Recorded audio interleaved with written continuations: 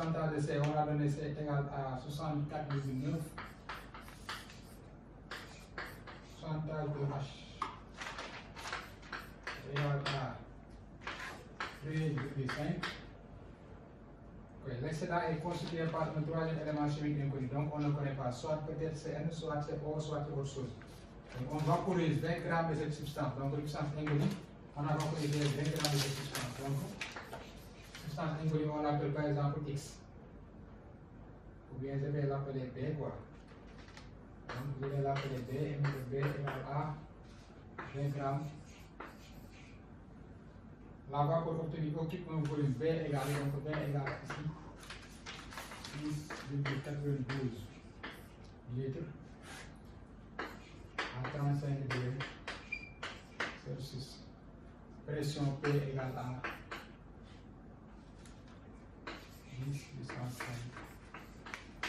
5 Pascal.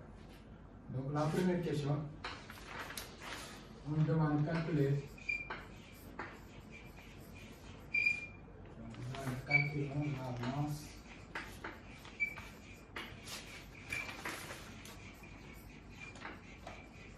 modèle 2. La masse modèle 2. Comme ça, je peux l'appeler X donc.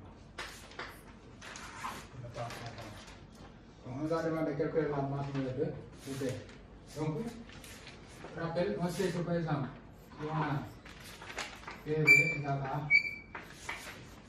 MRT. Donc, il y a des conditions. Si la pression est en Pascal,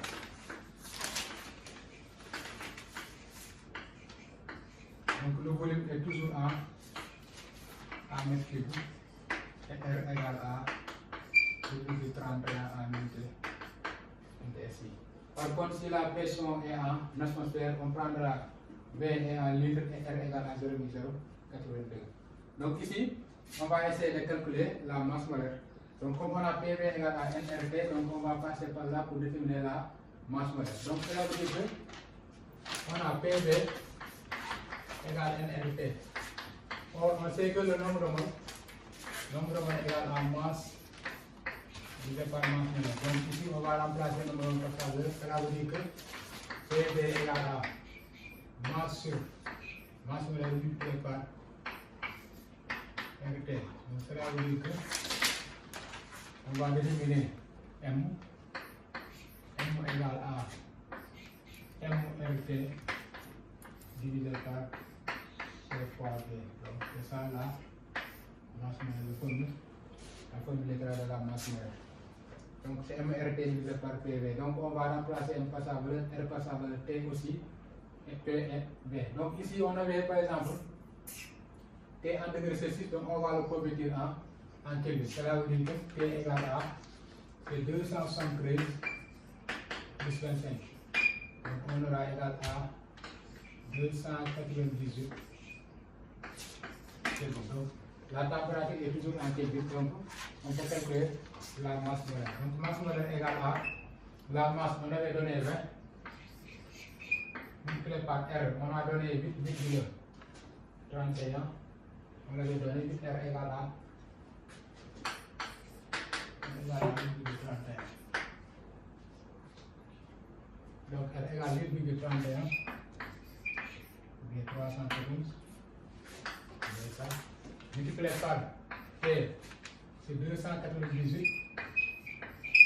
Du coup, divisé par T, on a donné 10 puissance 5 Pascal. Multiplié par puissance 5 multiplié par V. V, comme V est en litre, donc on doit le convertir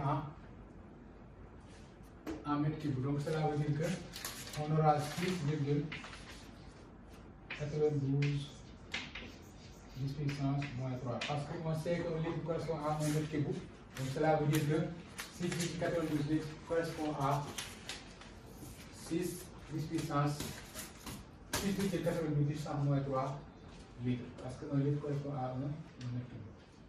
Donc cela veut dire que 6,94 litres, donc c'est ça, on doit le convertir, égal à 6,92 10 puissance moins 3. Donc si on calcule, on trouvera M égal à 74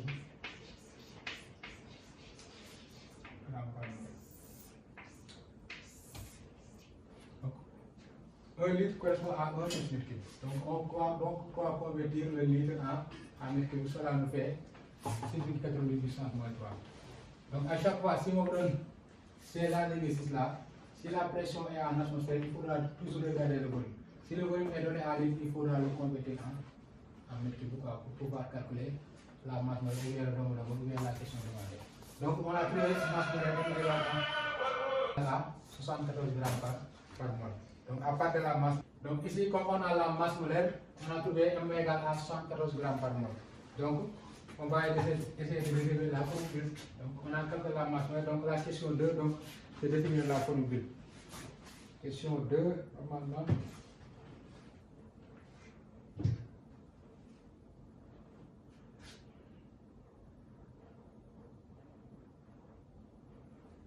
La question 2, on demande de déterminer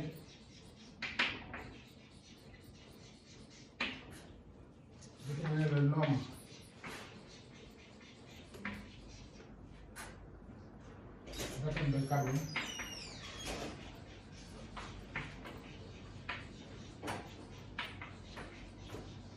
nombre d'atomes de carbone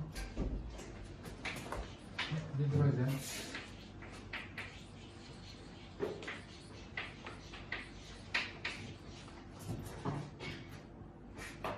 continu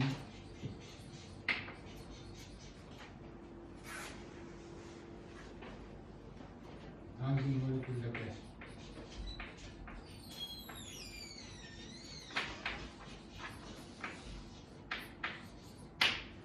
Donc, nous allons déterminer le nombre d'atomes de carbone et d'hydrogène contenus dans une molécule B.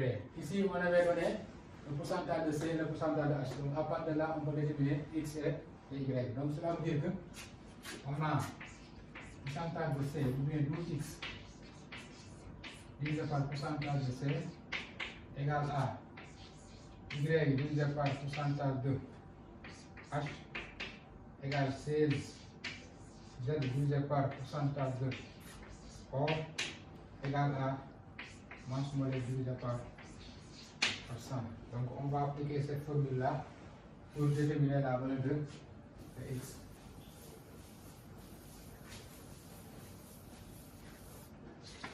Donc comme on a pourcentage de C égale à 100,9, donc on a 12X divisé par 64,9 égale à masse molaire divisé par 100. Donc cela veut dire que 12X divisé par 64,9 égale à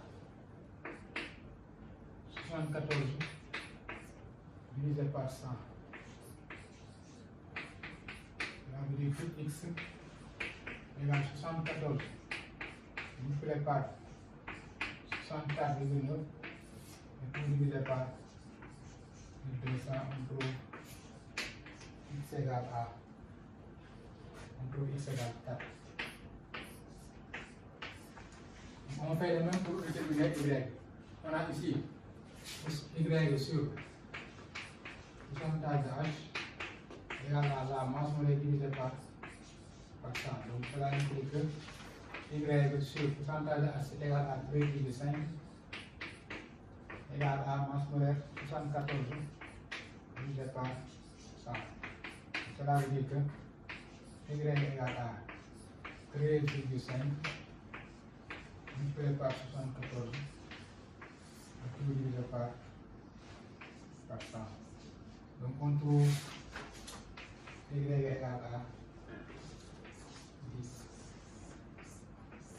Donc c'est ça la deuxième question, parce qu'on nous a demandé de déterminer le nombre d'atomes de carbone et d'hydrogène contenus dans une molécule de B. Donc le nombre d'atomes de carbone contenus dans la molécule B c'est égal à 4. Le nombre d'atomes d'hydrogène contenus dans la molécule B c'est égal à 10.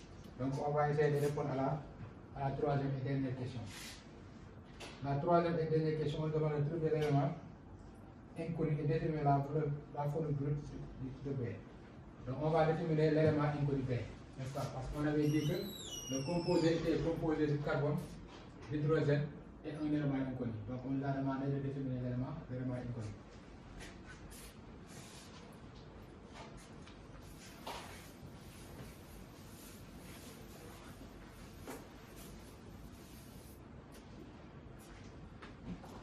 troisième question. Déterminer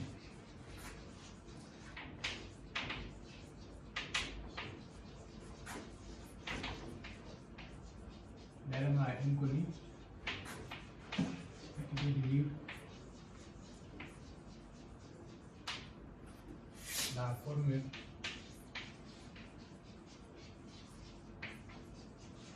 de P. Ici, on avait calculé la masse molaire. Donc, on a deux méthodes. Quoi. Soit on peut calculer, par exemple, le pourcentage de H ici, parce qu'on a le pourcentage de C et le pourcentage de H. Donc, on peut calculer le pourcentage de O pour pouvoir déterminer, par exemple, Z ou bien T. Ou bien, on peut passer directement par la masse molaire. On a la masse molaire M égale à 74 grammes par mol, n'est-ce pas? Donc, on a par exemple trouvé x égale a. Donc l'élément c'est comme par exemple, on peut noter l'élément comme étant x, c, x, as, y, et grand x par exemple t, quoi, parce qu'on ne connaît pas grand x. Donc raison pour laquelle on met grand x, donc c'est un inconnu, parce qu'on n'a pas le droit de mettre n ni o. Donc on va essayer de déterminer le x là qui est l'élément demandé. Donc si on a par exemple cx, y, grand X, donc sa masse molaire, la masse molaire de cette composée là est égale à 114. Donc cela veut dire que ici on avait calculé la valeur de x et la valeur de y. Donc cela veut dire que 12 multiplié par la valeur de x qui est égale à 4 plus y, donc c'est 1 multiplié par 10 plus donc la masse molaire de ça, quoi. Donc je mets grand M de x égale à 60. Puisqu'on ne connaît pas l'élément x, c'est ça qu'on va déterminer. Donc ici, si on a 12 multiplié par 4, ça c'est 48, plus 10, plus la masse molaire de x égale à 74. Donc, cela veut dire que 48 plus 10, ça fait 58, plus mx égale à 74. Ici, on avait dit que le composé de la forme CXY XT, donc qui est égal à 74. Donc la masse molaire, donc c'est masse molaire de carbone multiplié par la masse molaire de H multiplié par T fois la masse molaire de X. Ici, on avait trouvé X égale à 4, donc on a 4 multiplié par la masse molaire de C, plus on avait trouvé Y égale à 10, T 10 multiplié par la masse molaire de l'hydrogène, et X T multiplié par la masse molaire de X. Donc on a ici T multiplié par la masse molaire de X qui est égale à 74. Donc cela veut dire que 48 plus 10 plus Tx égale à, par exemple, 74, ça veut dire qu'on a 58 plus Tm de x égale à 74, cela veut dire qu'on a Tm de x égale à 74 moins 58, 74 moins 68. Donc cela veut dire que 58, hein? Je vais directement le résultat. Donc 74 moins 58, ça nous fait 16, n'est-ce pas? Donc 114 moins 58, on trouve 16. Or, on sait que la masse molaire de O égale à 16, donc cela veut dire que T égale à 1. Donc, ici, or, masse molaire de O égale à 16 grammes par mille, d'où T égale à X et l'élément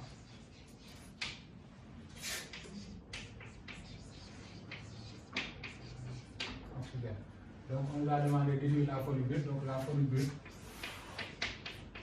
est égale à C4 H10. Donc c'est ça la formule brute de cette composée. Donc c'est ça en gros l'exercice numéro 2.